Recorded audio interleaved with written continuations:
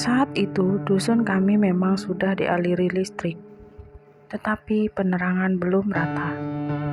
Masih banyak yang menggunakan lampu minyak. Ronda malam sudah lazim dan rutin digelar karena masih banyak pencurian. Beberapa kali rumah warga disatroni maling, termasuk rumah bapakku yang ikut digasak. Matahari baru tenggelam saja. Rasanya tidak terdengar apa-apa lagi, selain suara hewan-hewan malam. Setiap kepala keluarga di dusun kami kebagian tugas meronda, selain anak-anak muda yang suka rela ikut hampir setiap hari. Sekitar jam 9 malam, biasanya pos ronda mulai ramai. Malam itu aku dan 4 temanku, Bima, Satria, Joni, dan Agus, kumpul di pos ronda. Sudah ada bapak-bapak yang datang juga. Mereka duduk di ambin bambu yang sedang kami gelar tikar. Bagi kami, nongkrong di pos ronda adalah hiburan setelah mungkin seharian membantu orang tua bertani atau pekerjaan lain. Tidak peduli besok sekolah, yang kami lakukan cuma ngobrol atau main domino. Tidak punya gitar seperti anak nongkrong kebanyakan. Paling ada kalau anak desa sebelah mampir bawa gitar. Kalau tidak, ya harus pasrah menikmati suara alam jangkrik, codot burung hantu, dan kadang suara aneh yang aku nggak tahu apa sumbernya. Dusun kami terletak di sekitaran pegunungan, jadi setiap malam dinginnya kebangetan. Tapi kalau siang panasnya bukan main. Makanya kalau ronda malam, kami selalu membuat pengapian untuk menghangatkan badan. Kadang ada juga warga yang membawa singkong atau jagung yang bisa kami bakar dan disantap ramai-ramai. Kalau tidak, ada yang terpaksa kami ke ladang Bahaidar untuk mencabut singkong. Bukan mencuri, ya tapi izin lewat cucunya yang tidak lain salah satu temanku itu. Bapak-bapak peronda itu biasanya melarang kami ke ladang malam-malam, karena gelap dan sering ada ular. Tapi kami selalu bisa mencari alasan. Kadang kami bujuk Mas Margi untuk menemani. Dia salah satu pemuda senior di dusun, ketimbang kami yang masih belasan tahun. Dia terkenal pemberani, sering diperintah dan berguru ilmu bela diri dan kebatinan di beberapa daerah. Tapi justru kadang-kadang malah jadi bercanda buat kami yang nyalinya setengah-setengah. Sat, gimana kalau cari singkong? Besok tinggal bilang simbahmu, kata Agus. Ah males ke ladang jauh, makan yang lain aja, kata Satria. Nah terus apa buat lelean ini? Tanya Agus. Godril piye? Cocok bisa lama makannya, kataku usul.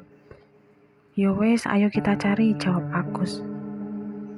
Godril adalah biji terbesi, dibakar lalu dipecah pakai batu. Karena kulitnya keras, rasanya agak pahit. Tapi gurihnya bukan main. Cocok untuk menemani ngobrol lama. Cuma kelemahannya adalah habis makan godril bau kentut. Biasanya bertambah busuk berkali-kali lipat. Ada beberapa pohon terembesi di kebun sebelah. Kami segera menuju ke sana. Hanya Bima yang tinggal di pos karena diajak ngobrol sama Lady. Sebenarnya kami agak bergidik kalau harus mencari godril malam-malam, karena pohon-pohon itu ada di ladang yang banyak belukar.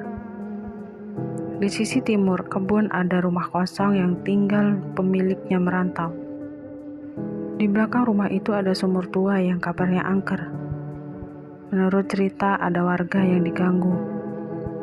Suara memanggil-manggil. Di belakang sumur itu ada rumah lagi bekas rumah salah satu warga. Dinding bambunya sudah bolong sana sini. Ambil godril yang banyak toh, kamu kan yang biasanya paling doyan, kata Agus berkelakar. Bahmu kui, kamu itu yang suka makan dan kentut gak punya toto kromo. Sampai kambing aja pingsan, balas Joni. Kami pun terbahak-bahak karenanya. Kok di sini banyak anginnya, sepertinya lagi ke timur, kataku. Wah iya ya, itu di sawah lebih banyak, jawab Agus. Kontur tanah di kebun itu memang agak tinggi. Jadi rumah kosong di sisi timur posisinya agak di bawah kebun. Janganlah takut aku, kataku. Tapi Agus tidak menggubris. Alah gak apa-apa gilo, godrilnya banyak. Ayo Sat, kata Agus. Satria dan Joni pun menyusul Agus menuruni kebun sampai di pinggir rumah kosong itu. Agus ini memang sedikit bandel. Dia lebih tua beberapa tahun dariku. Tapi sebenarnya dia penakut juga. Lain kesempatan akan kuceritakan. Mau tidak mau aku ikut, sesekali tidak sengaja. Aku melirik sumur tua itu yang langsung membuatku merinding. Terbayang kalau tiba-tiba muncul hantu berambut panjang, memanggil-manggil atau pocong yang mengintip dari balik tiang sumur. Tidak berani lagi aku membayangkan. Udah cukup ini. Yuk, kata Satria. Ya yuk ke pos ronda. Sudah bisa buat semalaman, kataku. Ya wis yuk, timpal Agus. Tapi baru kami akan naik ke undak-undakan kebun itu, tiba-tiba Joni teriak. Wah, apa itu? Menunjuk ke sebuah arah. Mukanya pucat. Kami pun spontan mengikuti arah yang dia tunjuk. Bukan ke arah sumur, tapi ke sudut rumah kosong. Dari kejauhan tampak sosok samar-samar putih menyembul dari balik pepohonan. Sekonyong-konyong kami tunggang langsung menabrak semak-semak dan tanaman lain yang tidak peduli godril yang kami kumpulkan berhamburan. Wah! Kami lari dan berteriak-teriak sampai di pos. Orang-orang kaget melihat kami berlari-lari histeris. Ada apa, Cah? Tanya Pak Pur. Ada pocong deh di rumah kosong itu, kataku. Walah yang benar, jangan bohong. Bener deh lah, ini Joni yang lihat pertama, kata Agus. Iya deh gak bohong, timpal Joni. Ya udah ayo dilihat saja, siapa tahu malah maling, kata Lek Din. Oh iya Den, ayo Mbah Supri sampean ikut ya, kata Pak Pur. Mereka pun berangkat, sedangkan kami mengikuti dari belakang. Sebelum belok ke jalan kecil menuju kebun itu, kami bertemu dengan Lek Su, salah satu warga. Sum, ayo ikut sekalian, kata Pak Pur. Kemana Kang? Jawabnya, ini kata anak-anak lihat pocongan di rumah kosong pojokan itu, kata Pak Pur. Wah masa deh, perlu dikentongin biar warga tahu. Jangan-jangan malah maling itu, kata Lek Sum. Iya aku juga curiga, tapi jangan pukul kentongan dulu, kata Pak Pur. Wajar memang bapak-bapak itu menduga ada maling. Apalagi sudah beberapa kali rumah warga di sisi timur perbatasan sudah beberapa kali diobok-obok pencuri. Rumah bapakku sudah 2 kali disatroni, kehilangan ayam dan sejumlah uang. Warga pun kini jadi lebih waspada. Sebenarnya aku yakin hati kecil bapak-bapak itu pasti ada rasanya percaya bahwa rumah kosong berhantu. Hampir semua warga tahu apa yang pernah terjadi di rumah itu beberapa tahun silam. Kejadian yang sempat membuat orang-orang tua melarang anaknya keluar bermain saat petang tiba. Baiknya aku ceritakan dulu soal ini. Kilas balik. Aku masih SD. Saat itu aku melihat sendiri peristiwa itu bersama beberapa teman lainnya. Setiap Sabtu sore anak-anak ikut TPA di masjid dusun. Aku juga Joni, Satria dan Bima. Itu pun ikut Agus, sendiri jarang ikut. Karena waktu itu dia sudah SMP. Mungkin merasa beda dunia dengan kami anak-anak SD. Ikut TPA juga bisa jadi alasan kami main dengan teman-teman. Biasanya selesai sebelum maghrib, lalu kami sholat di masjid. Baru nanti pulang bersama orang-orang tua kami. Tapi hari itu habis maghrib, aku belum pulang. Bapakku masih ngobrol dengan beberapa pengurus masjid. Akhirnya aku dan teman-teman main di sekitar masjid. Tidak jauh dari kebun, rumah di sebelah kebun itu sudah kosong. Sore itu aku dan teman-teman bermain pasir yang akan dipakai membangun pagar masjid. Sesekali kami juga berkejaran saat itulah. Tiba-tiba ada temanku yang bilang, "Itu ada api terbang." Saat kami mendongak terlihat seperti obor. Lumayan besar terbang pelan dari kejauhan, sampai akhirnya mendekat dan berhenti di atas rumah kosong itu. Api itu berputar-putar, hilang di belakang rumah, lalu muncul lagi dan membubuk kami yang masih anak-anak. Tidak tahu itu apa, kami malah berniat mengikutinya. Sampai tiba-tiba ada orang tua yang berlari dan langsung membawa kami masuk ke dalam masjid. Mereka kemudian beristighfar bersama-sama dengan agak keras. Ada yang membaca doa-doa juga di balik jendela masjid. Sempat kulihat api berbelok ke kebun terbang. Terbang pelan melewati pepohonan seolah menjauhi masjid. Sampai tidak terlihat lagi di balik rimbun pohon-pohon batas desa. Tapi semua yang berada di dalam masih mengucapkan doa-doa.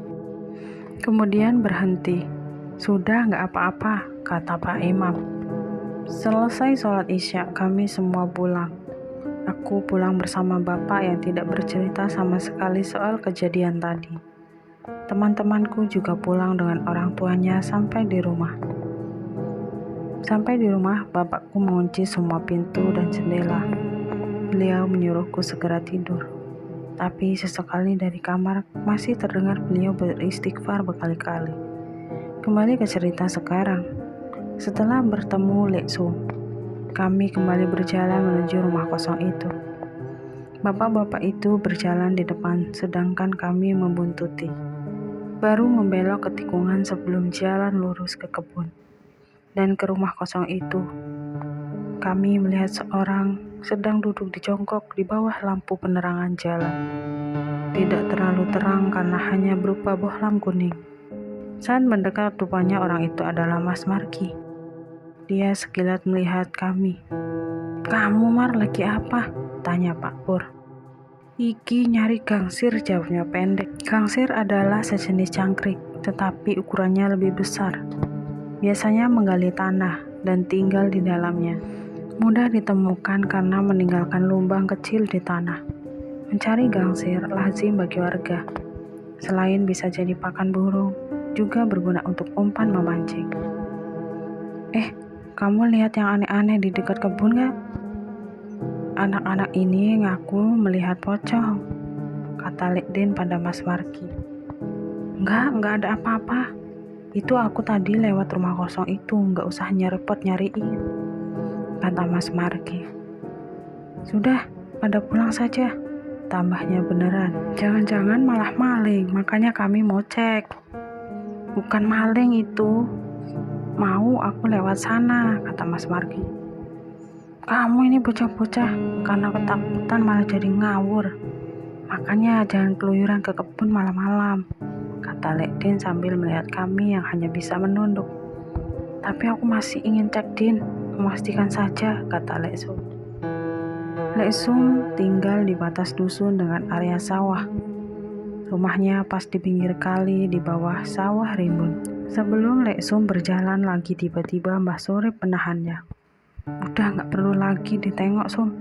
Kan sudah dikasih tahu Marki barusan," katanya sembari tersenyum. Mbah Surip adalah salah satu sesepuh di kampung kami. Setiap upacara adat, beliaulah yang biasanya memimpin. Waktu itu, di dusun kami masih banyak beragam upacara adat. Tapi sekarang sudah tidak ada. Selain berprofesi pernikahan saja. Jadi apa yang disampaikan Mbah Supri itu pastilah didengar dan dipatuhi. Aku sendiri kurang tahu cerita soal beliau yang jelas. Beliau dihormati, akhirnya kami pun kembali ke pos ronda.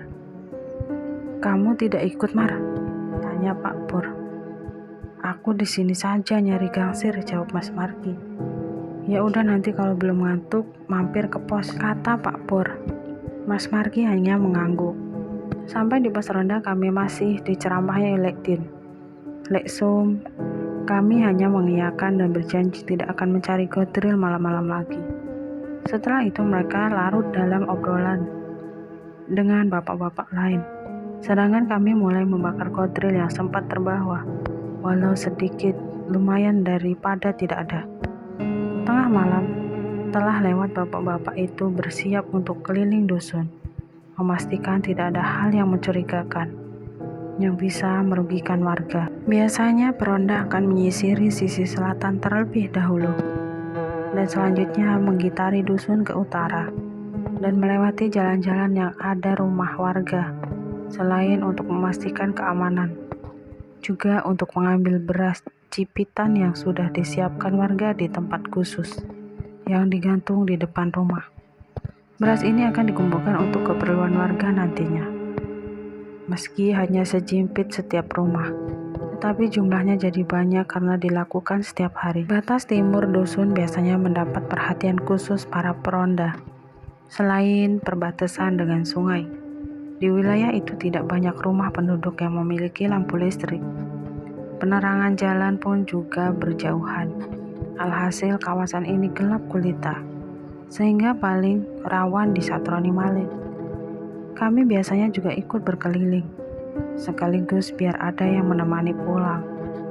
Hal yang paling kami suka ketika berkeliling adalah saat membunyikan kentongan dengan pola irama tertentu. Benda ini memang sarana komunikasi yang handal, memberi isyarat kepada warga apa yang sedang terjadi. Di tempatku dulu malah sering ada lomba di kabupaten. Seni memukul kentongan, atau kami menyebutnya kotekan. Di pos ronda ada satu kentongan besar yang jadi semacam pusat informasi.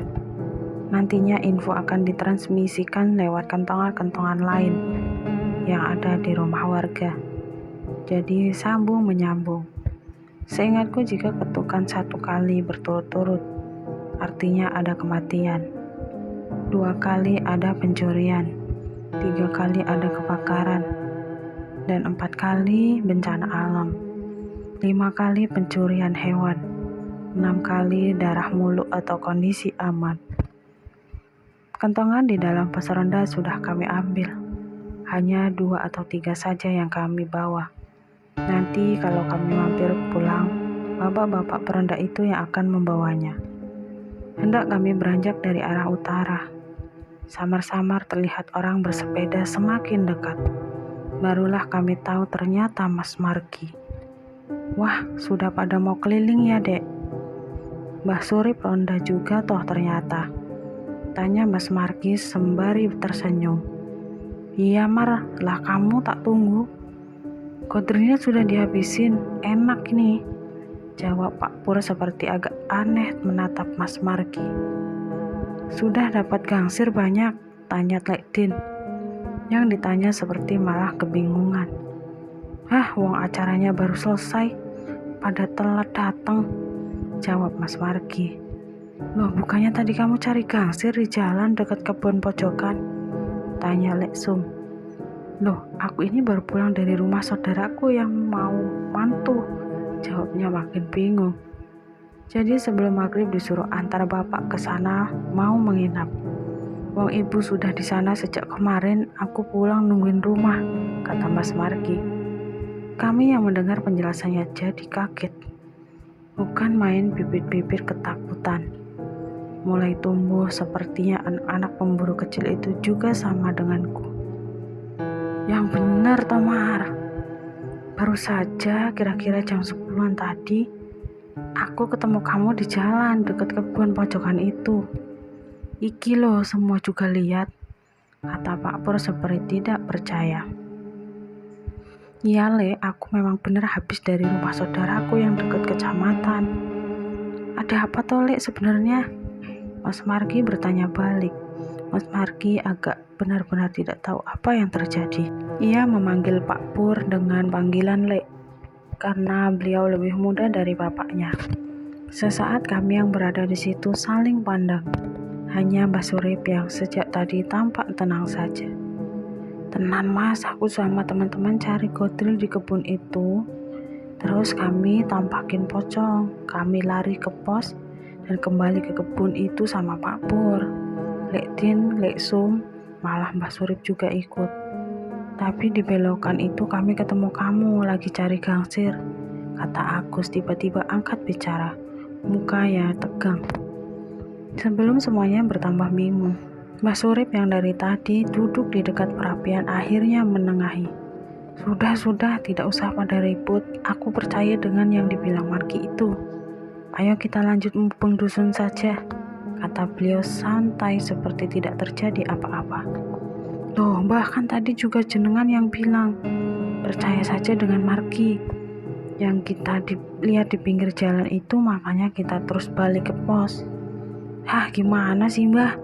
Kata Lek Sum protes. Dalam kondisi serba membingungkan seperti itu, rasanya wajar jika Lek Sum masih sedikit ngeyel. Iya Sum, aku nggak lupa, tapi ya udah sekarang ikuti saja apa saranku. Masih ada waktu untuk cerita, jangan sekarang. Marki, kamu ikut mubeng saja sekalian antar anak-anak ini pulang, kata Mbah Surip. Kalimat beliau ini kesannya seperti kakek yang sedang menenangkan cucunya yang sedang gelisah. Tentu saja jawaban itu tidak memuaskan kami, apalagi Lek Sum malah semakin membuat penasaran. Tapi karena Mbah Surip yang bilang begitu, akhirnya kami semua menurut saja. Ya baik, memang begitu yang paling penting. Sekarang keamanan dusun kita dulu. Aku manut Mbah Surip saja, kata Pak Pur. Ayo sekarang kita segera mubeng saja, belum ada jimpitan beras yang kita ambil. Agaknya Pak Pur sudah paham dengan maksud Mbah Surip. Meski mungkin jadi penasaran, tapi terlihat dia tidak ingin suasana jadi kacau. Kalian langsung pulang saja, katanya. Iya Pak D, jawabku. Kami pun sebenarnya sudah tidak ingin lagi lama-lama di pos roda. Pikiran kami sudah tidak tenang. Teman-temanku itu pun hanya diam, cuma sesekali mereka saling pandangan.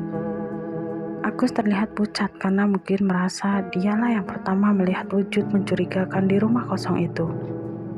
Rasanya aku pun sama pucat dan ketakutan. Semua pun sepakat dengan Mbah Surip. Kami berangkat berkeliling memukul kentongan yang seperti jadi hambar. Iramanya antara dipukul sembarangan dan tidak bertenaga. Tidak gaduh, kaki juga rasanya segan. Hendak berjalan seperti menolak karena ada sesuatu yang buruk menanti di depan. Irama kentongan pun mengalun pelan. Seiring langkah kami menyusuri jalan di dusun. Dusun menuju ke selatan tidak ada percakapan. Di antara kami, bapak-bapak itu seperti memikirkan sesuatu yang serius dan menghindari obrolan. Namun tidak beberapa lama Lek Sum menyerutuk. Tumben sepi banget. Malam-malam ini suara jangkrik saja yang kedengeran. Memang benar, kata Lek Sum. Baru aku sadar memang hampir senyap malam itu. Suara jangkrik atau kadang kinjeng yang biasanya ramai sama sekali tidak terdengar. Justru burung malam yang aku lupa namanya beberapa kali sahut penyahut. Bahkan sejak terdengar beberapa kali sejak sore tadi. Suara burung itu di malam hari sepertinya lazim. Diyakini sebagai pertanda sesuatu yang buruk bakal terjadi. Paling tidak ada hal yang harus diwaspadai. Namun suara burung yang terdengar itu tidak terlalu aku pedulikan. Walau sebenarnya aku merinding jika kebetulan mendengarnya di malam hari. Kalau sedang berjalan sendiri, sudah pasti aku segera kabur. Tapi sekarang ini ada hal lain yang jelas-jelas lebih menakutkan. Aku tidak menyaut perkataan Lek Sum. Soalnya sepinya suasana malam itu aku sudah kehilangan keinginan untuk membahas sesuatu yang ada di kepalaku. Hanyalah bagaimana cara biar cepat sampai rumah. Sayang rumah bapakku masih agak jauh. Hampir sampai di batas dusun sisi selatan. Rumah bapakku itu lokasinya sebenarnya tidak kalah seram dari rumah Lek Sum. Tepat di belakang rumah ada kuburan tua dengan pohon beringin besar di tengahnya. Di samping lahan kuburan itu rumpun bambu. Menjulang ada pagar yang membatasi halaman belakang rumah kami dengan kuburan.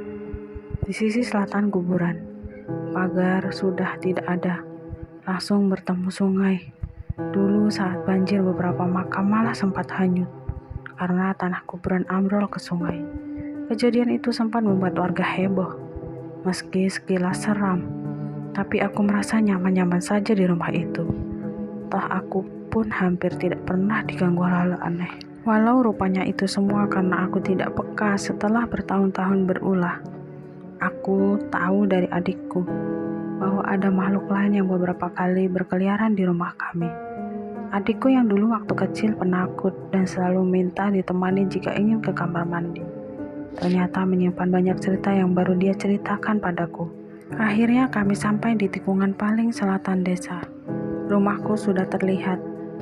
Agus malah sudah dari tadi pulang karena rumahnya hanya berjarak 5 rumah dari pos ronda berikutnya. Berikutnya giliranku, Bima dan Joni yang pulang diantar bapak-bapak peronda.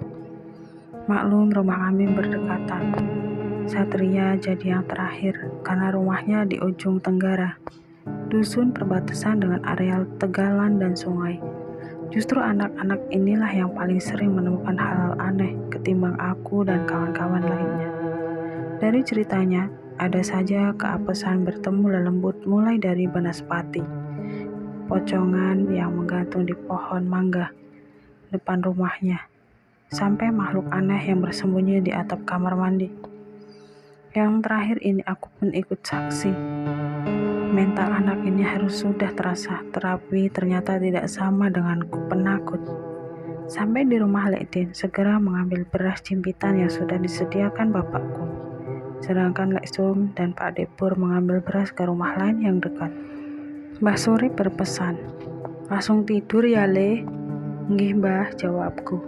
Kulihat Mbah Surip tersenyum seperti ingin menenangkanku untuk tidak khawatir. "Ya udah sana, jangan bangunkan bapakmu," kata Lekdin. Aku pun mengangguk dan segera masuk rumah. Sampai di rumah aku lihat bapak tidur di ruang tengah. Beliau memang sering tidur di situ menggelar tikar. Lebih adem katanya dibanding di kamar. Aku sendiri awalnya berniat untuk tidur di kamarku, tapi rasanya hal itu tidak mungkin karena kulakukan mengingat peristiwa yang baru kualami. Akhirnya aku ambil bantal dan selimut lalu tidur di samping bapak. Adapun ibu dan adikku tidur di kamar belakang. Ibuku biasanya paling sensitif pendengarannya. Suara liris saja bisa terbangun, tapi kali ini agak beliau tidur nyenyak. Mungkin kecapean bekerja seharian. Sejujurnya aku tidak benar-benar bisa tidur malam itu. Sosok samar di rumah kosong. Mas Margi yang mencari gangsi seperti menyesaki pikiranku. Jadilah aku tidur semakin mendekat ke bapak. Kalau beliau bangun pasti akan menyindirku. Kenapa tidak tidur di kamar? Takut. Kalimat itu pernah dilontarkan padaku saat mengetahui aku yang tadinya tidur di kamar pindah tidur di samping beliau gara-gara buku yang aku baca seharian. Aku pun kembali tidur kali ini. Lebih nyaman rasanya dan akhirnya pula sampai esok tiba. Besok sore setelah pulang sekolah, aku bertemu Satria. Rupanya dia punya cerita menarik soal kejadian semalam. Semalam itu wah menakutkan, katanya dengan wajah serius. Memang ada apa, Sat? Tanyaku penasaran. Semalam setelah mengantarmu pulang, baru sampai di rumahku, kami ketemu pocongan lagi. Lagi diam tidak bergeming di bawah pohon randu. Dekat kali itu, tidak cuma satu tapi 2. Nah yang satu lebih kecil, tidak kulihat jelas, tidak berani aku mau semaput aku Sat. Wah terus piye kan kamu sama bapak-bapak itu, tanya Joni. Kata Mbah Surip bilang tidak usah digubris, biarkan saja, tapi yang lain kan tetap tidak tenang. Tiba-tiba Mas Margi langsung lari mengejar makhluk itu sambil teriak, "Berani kalian!" Mbah Surip dan Pak Depur langsung ikut mengejar dia. Mungkin Mas Margi itu kesal karena ada yang mirip dia semalam. Lanjut Satria. Menurutnya kejadian itu serba cepat. Makhluk yang dikejar Mas Margi itu pun serta-merta menghilang sebelum sempat mendekat. Tapi setelah itu terdengar suara-suara aneh dari atas pohon randu. Randu paling besar dekat kali. Mas Margi kalap, dia terus mengejar bahkan mengoncang-goncang pohon itu. "Ayo turun kalian, aku tidak takut." Tapi malah terdengar seperti suara jeritan melengking. Sakit di telinga, lalu hilang sama sekali. Setelah kejadian itu mereka mampir di rumahku. Bapak-bapak itu menenangkan Mas Margi dulu. Mbah Surip akhirnya minta dicarikan kelor sama kenanga yang kebetulan ada di halaman rumahku. Dia menyuruh Mas Margi, Lek Sum dan Lek Tin memberikan daun-daun itu ke rumah kita. Joni, Agus dan Bima pasti juga dikasih. Memang kenapa Sat? Ada apa hubungannya dengan kita? Lihat di rumah kosong itu. Iya, katanya untuk jaga-jaga, boleh percaya boleh tidak, yang penting sudah usaha, kata Satria. Malam itu Mbah Surip menceritakan kejadian. Menurut penglihatannya kepada Pak Depur, Lek Tin dan Lek Sum, Mas Margi dan Bapak Satria termasuk. Siapa sebenarnya orang yang mengaku Mas Margi di dekat kebun yang sedang mencari gangsir itu? Aku memang sudah disuruh masuk kamar, tapi aku masih bisa dengar obrolan mereka. Walaupun kadang tidak begitu jelas, dan aku sendiri tidak tahu apa yang mereka maksud. Gak bisa tidur aku semalaman. Mendengar penjelasan Satria, jantungku seperti berdegup semakin kencang. Aku penasaran mendengar ceritanya walaupun seperti sudah aku tahu arahnya. Tapi aku ingin mendengar apa yang diceritakan Mbah Surip semalam. Menurut Mbah Surip, Mas Margi yang sedang mencari gangsir malam itu sebenarnya adalah lelembut. Kalau kalian lebih teliti, dia itu sebenarnya tidak benar-benar jongkok, tapi memang tidak ada kakinya, dan kalau kalian peka, maka pasti akan mencium bau tidak sedap, kata Mbah Surip. Tapi apa yang dibilang makhluk itu memang benar, bahwa yang dilihat Satria dan teman-temannya di rumah kosong itu memang dia. Jadi tidak perlu dicari lagi, dan makhluk ini memang benar-benar mencari gangsir. Yang aku tidak tahu untuk apa, kata Satria menirukan penjelasan Mbah Surip malam itu. Menurut Mbah Surip, dusun kita ini sedang dikunjungi banyak makhluk. Salah satunya yang sering muncul lagi di pohon randu, di samping rumah kosong dan sumur tua itu. Katanya semalam itu bau tidak sedap, menyengat di mana-mana. Saking banyaknya makhluk itu, Mbah Surip pun perlu melakukan sesuatu. Mbah Surip sendiri mengaku tidak tahu pemicunya, bisa jadi kena kiriman orang, atau mereka datang karena ada sesuatu yang mengundang dengan sengaja, atau tidak sengaja. Tetapi alangkah lebih baik berjaga-jaga. Salah satunya menggunakan media daun kelor dan kenanga. Selebihnya pasrahkan semua pada Yang Maha Kuasa, kata Mbah Surip. Mendengar cerita itu rasanya tubuhku langsung lemas. Meski masih sore, nyaliku sudah menciut. Sudah pasti malam ini dan malam-malam berikutnya nanti tidak berani lagi aku keluar. Nongkrong bersama teman-temanku itu apalagi ikut meronda keliling dusun. Kita nggak usah nongkrong di pos ronda dulu ya. Kalau begitu Sat, kamu kasih tahu cerita itu ke teman-teman lain, kataku. Kata Mbah Surip, walaupun sebenarnya sudah tidak ada apa-apa, tapi lebih baik diam di rumah dulu. Kalau malam datang syukur-syukur beribadah, jawabnya. Setelah berita itu menyebar, warga dusun kami sepakat menggelar upacara adat. Mungkin lebih tepatnya semacam bersih-bersih desa. Pemilik rumah kosong dekat kebun dihubungi diminta pulang kampung. Sebenarnya untuk membersihkan rumahnya bersama warga. Rumah reot di belakang rumah kosong dirobohkan atas seizin ahli waris pemilik rumah. Kebun tempat pohon terembesit turut dipermak dan dibersihkan. Dipangkas belukarnya agar tidak ditempati makhluk halus. Kuburan tua di belakang rumahku itu juga dibersihkan dan dipagari semua sisi. Intinya membuat semua lebih tertata. Dan sumur tua itu juga dibersihkan agar tidak belukar di sekelilingnya. Usaha itu tidak sia-sia hingga beberapa waktu lamanya.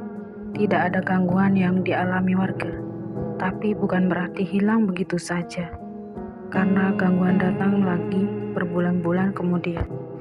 Ya, sekian ceritanya. Semoga cerita ini bisa menghibur para pendengar semuanya. Apabila ada salah kata, mohon maaf.